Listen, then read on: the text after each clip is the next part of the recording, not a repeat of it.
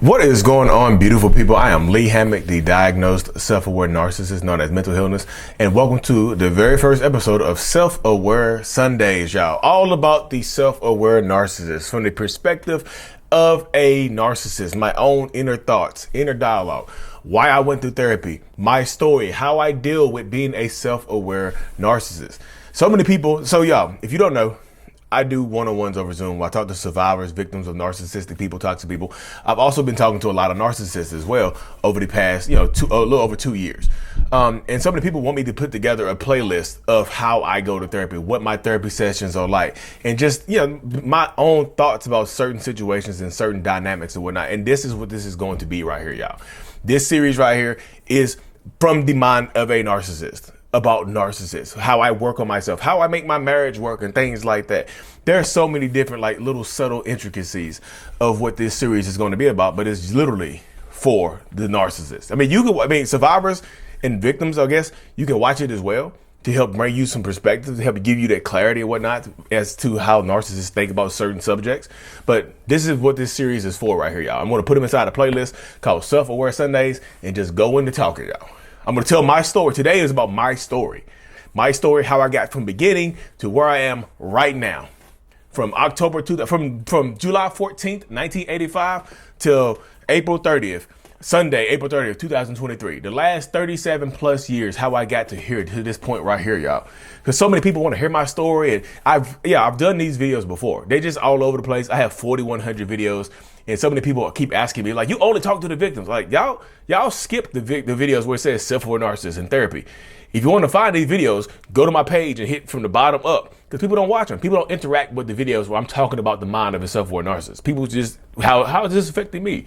So it makes sense. But I don't expect this series to do super good. This is just my mind and my thoughts, y'all. Self-aware Sundays. So, like I was saying before, y'all, my therapy journey. How did I get to therapy as a diagnosed self-aware narcissist? So y'all, from the very beginning of my entirety of my life, like I said, July 14, 1985, I've always felt like I was different. I always felt like my mind worked different. I always felt like I didn't fit in. I always felt like I didn't fit in certain places. I tell people this right here, y'all. It feels like I woke up on my 7th or 8th birthday. I can never get the date and time right, just correct y'all, because it was 30 years ago. But on my 7th or 8th birthday, I feel like I was born. I know I was born July 14th, 1985, but it feels like 1992 or 93 was when I was actually born. It's kind of like I woke up and was birthed at that time right there. And yeah, I knew my family. I knew who my family was. I just didn't know who I was. So since the beginning of my life, I just didn't know who I was.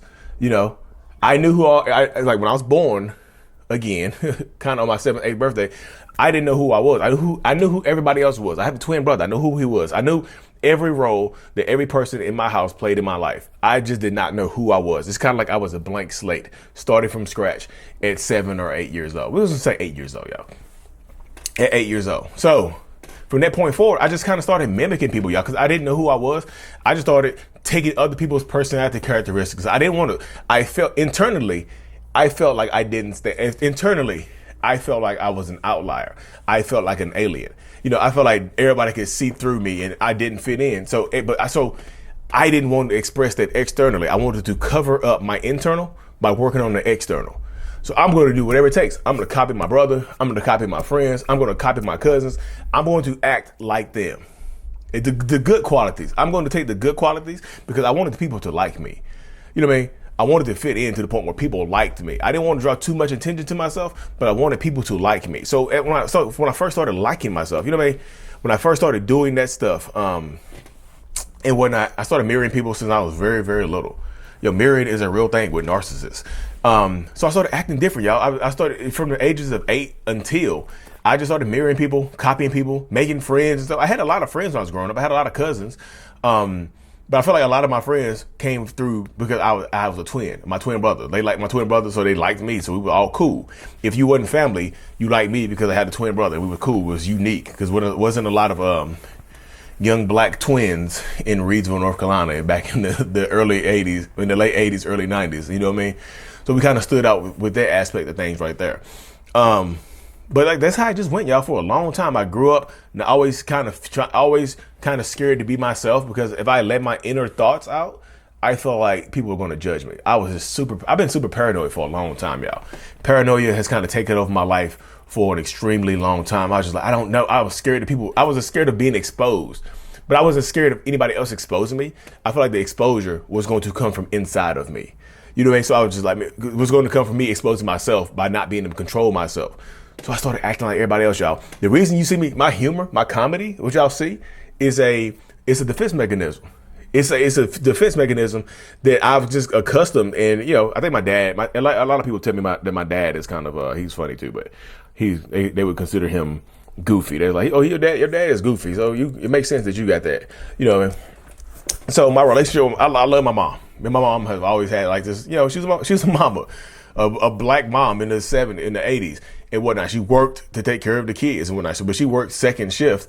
So it's like she was at work while we were at school. I mean, we would get out of school, she'd be at work. We'd be at home with my aunt, you know what I mean? My aunt Maxine or my cousin Donna. We'd be home with them and whatnot. My dad was in the picture, y'all. I know y'all people have the stereotypical, oh, the black dad was the gold, the bad is the kid. No, we knew who my dad was. We saw my dad all the time. But my dad was like emotionally not there. He was an emotionally neglectful person. I would say that, you know, he was always emotionally neglectful. He wasn't like, he lived with my grandma for the majority of my life, my young life to my adult life. He would move out to live with a woman every once in a while because he was having so many damn kids. But he was around for most of my life, you know what I mean? But he was just emotionally neglectful. We would see him at my grandma's house and he would just be up there with a chick, you know what I mean? With a woman, not a chick, y'all, sorry. He'd be up there with a woman just all the time. So he was doing that type of stuff right there. That's the dynamic that he was a part of. Like, so growing up, you didn't really have that emotional validation that you get from your dad, and your mom worked second shift to take care of the bills and whatnot, take care of the house. So you kind of raise yourself, which can lead, from what I've known now, can lead to arrested development. You know what I mean? It leads to arrested development to get you to the point where you skip stages of emotional growth because you have to grow up too early. That's one way to go about it. You know, I had to grow up too early. I was the oldest. My mom had two other brothers. One was born in 92, other one born in 94. So I had two younger brothers. So you see, 92, my little brother was born in 94. So that could have something to do with me waking up right there. You see what I'm saying? But you just never know, man. So like I said, back to teenage years. I always felt like I was kind of different. Felt like I stood out. Felt like this, felt that. You know what I mean? It was a lot of different moving pieces in that aspect of things. You know what I mean? So what happened was I got older, started, like I said, I was super shy, y'all.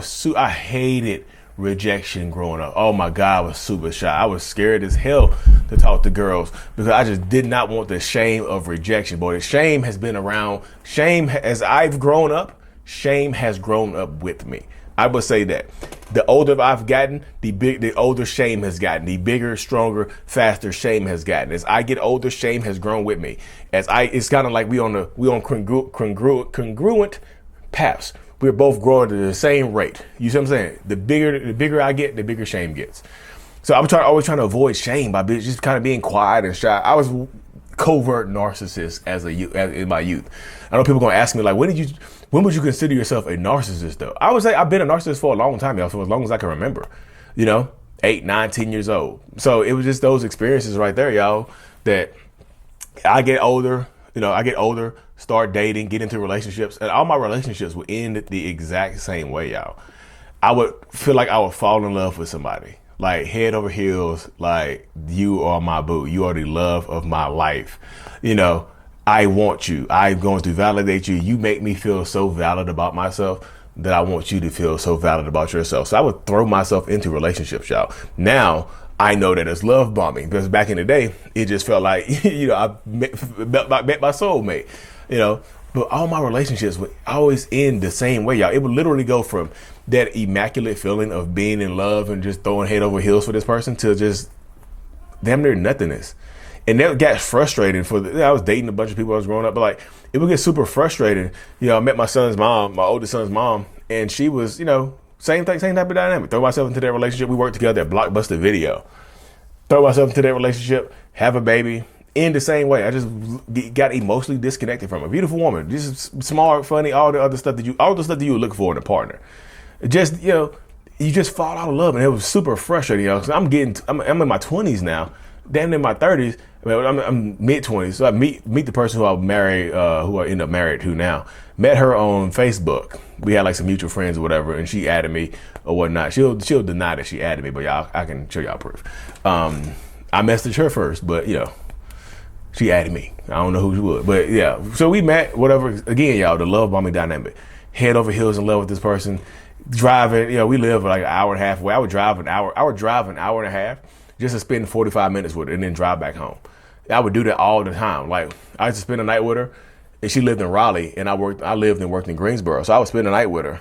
I would have to be at work at 7:30, and where she lived in Raleigh was like an hour and 40-minute drive to my job. So I had to get up at like 5 o'clock in the morning to drive to work, or 5:30. The latest I could leave was like 5:40 to get to work on time. It was wild. And I was doing that type of stuff, head over heels in love. We met her dad really, really quick. Her mom had passed away a long time ago. Met her dad really, really quick, y'all. Got to the situation where I was just like, we got married. And I remember when I proposed to her, I was just like, this is it for us. We get married on the day of our, but like, again, y'all, very early on in this relationship, I skipped this part, very early on during the love bombing phase, she told me something that changed my mind about her, that changed my perception of her. I was like, it literally, it's kind of like the love switch went off in that moment right there. And I was just so frustrated that she did that. And I was just like, damn it, I thought you were perfect. I was mad as hell, y'all, when she told me this information. I was super mad. But at this time, I'm like 25, 26. I'm just like, you know what? I'm going to try to make this work. I'm kind of getting a level of self-awareness about myself. I know my relationships don't end in the same way. I don't want this one to end the same way. So let me work harder. Not because of her. It's more because of me. I was just frustrated at that point in time. So this is I'm 25. I think I'm 26. I can't remember the exact date, y'all. It's been a while now. But we end up together, whatever, I'm just super frustrated at her. So I'm trying to force myself to fall back in love with her. And it kind of worked here and there. But then we end up getting married and, having a baby. And things were going downhill from that point right there, y'all. I was just like, after that point right there, after we had our son, life wasn't going the way it wanted to go. I was super frustrated because in high school, I was a good athlete.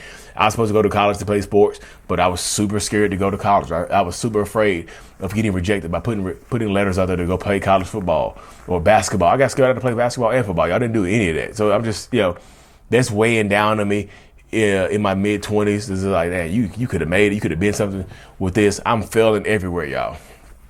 I'm working in the warehouse now. I'm thinking about being in the NFL. I'm working in the warehouse. So I'm super frustrated, taking it out on everybody around me. My wife getting the brunt of it. My oldest son, I'm not the best parent in the world to him. It's just super frustrated. And then one day my wife went to the gym, right? And she went to the gym and she went to work. And I was home with my 5-6 month old son, and she, I was trying to do some work. I think I had become a real estate agent by this time. I was getting ready to become an agent, and he just would not stop crying. And I was just like yelling and screaming at him because I was super frustrated because I was nowhere where I wanted to be in life. Somehow me not going to the NFL or going to college to play football or whatever was his fault, in that moment. And it just so happened my wife, I guess he had a spider sense. So she came home from the gym a little earlier, and she heard me yelling at him. She yelled at me. I told her to get the F out. Like, get the hell out of here then. So she ends up leaving. Calls me a narcissist on the way out the door. It's so hard to live with a damn narcissist. You know what I mean? And I'm just like, you a goddamn narcissist. What the hell is it? I thought narcissists was just conceited, cocky people. So she calls me a narcissist. You know what I mean? She leaves. I'm angry as hell. So I look up the word narcissist, y'all. I climb it. I look it up. I'm just like, the fact, like, I looked it up. I was like, why the hell did she call me that? She could have called me so many other things, but she chose the word narcissist for some reason. So I look it up. And narcissist personality, like type it into Google, narcissistic personality disorder pops up. I go down that rabbit hole. I'm like, damn, the difference that I've been feeling to myself for so long. These answers, they gave me the answer to why I felt so different, to why I felt so just out of place my entire life. Why I kept falling in and out of love with people and trying to move on. And I told my wife, I was like, yeah, I'm a narcissist. Damn, you were right. Come home, let's work. There's no cure for it, but I can go to therapy. I remember joining some self-aware narcissist Facebook groups and getting on there and talking to people. I got on the self-aware narcissist Facebook groups, got on there, talked to them, all the other good stuff. And they guided me to find a therapist in October 2017.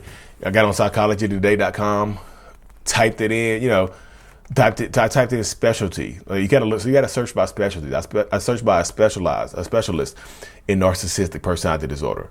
You know what I mean? I searched the specialist out, and I found one. You know, she responded to me well, and I was like, "Hey, look."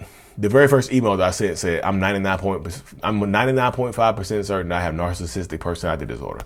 And since becoming aware of it, it's exhausting trying to live a normal life. It's super exhausting. So we got to that point, you know, she's like, come on in here. I registered, went in there, started my first therapy appointment, man. I was in there crying, y'all. She's like, what are you doing here at 32 years old? I was just like, my life, I'm ruining my damn life. I'm out of control of my life. I'm ruining my life, and I'm self-destructing consistently.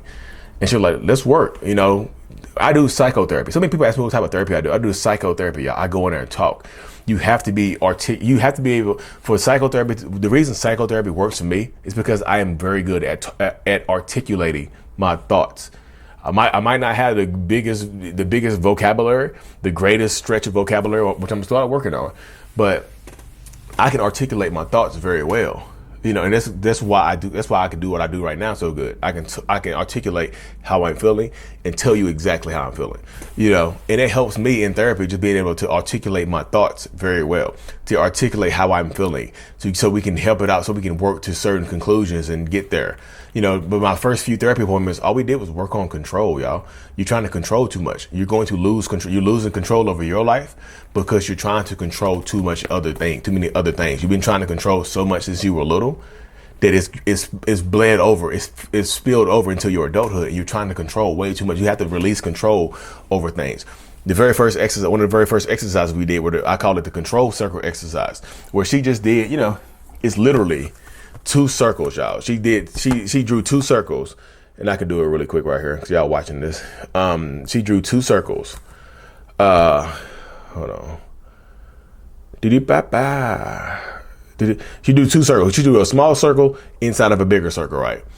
And the smaller circle, she said, write down inside the smaller circle, write down everything that you have control over. You know, write down everything that you have control over in your life. And in the bigger circle, write down the things you don't have control over. So for me, you know what happened? The smaller circle was full, and the little circle was, the smaller circle was full. The outer circle didn't hardly have anything in it because I thought I was in control of way more than I realized I was. And she said, that's the problem right there.